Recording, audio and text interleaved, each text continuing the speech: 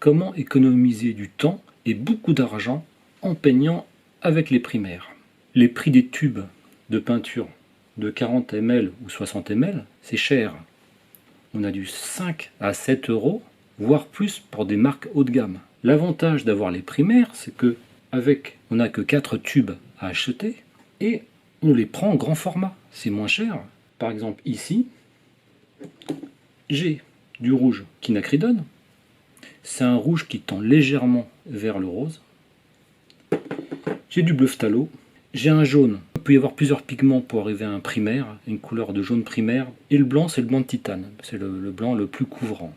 Surtout ne pas prendre le blanc de zinc qui est transparent. Donc, utiliser les 3 couleurs primaires, ça permet d'apprendre à mélanger les couleurs. Le vert, l'orange, la terre de ciel, l'ocre jaune, le violet, le mauve.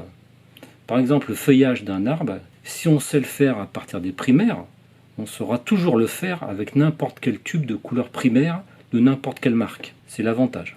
Ne surtout pas s'habituer à faire ces mélanges à partir des couleurs secondaires. Sinon, ça veut dire que s'il y a un tube qui n'est plus mis en vente, c'est arrivé par exemple au tube de cadmium parce qu'ils étaient toxiques. Vous ne pouvez plus faire vos couleurs. Donc, peindre avec les 3 primaires plus le blanc, c'est la garantie de pérenniser son apprentissage du mélange des couleurs. Si on est un peintre plus expérimenté, on peut effectivement rajouter quelques tubes. On peut rajouter par exemple les indispensables, l'ocre jaune et la terre de sienne. Très utile pour faire des paysages. Par exemple pour faire un champ de blé, l'ocre jaune. Pour faire les troncs d'une forêt, terre de sienne. Ça permet de faire un raccourci. Mais c'est une fois qu'on maîtrise parfaitement le mélange des couleurs.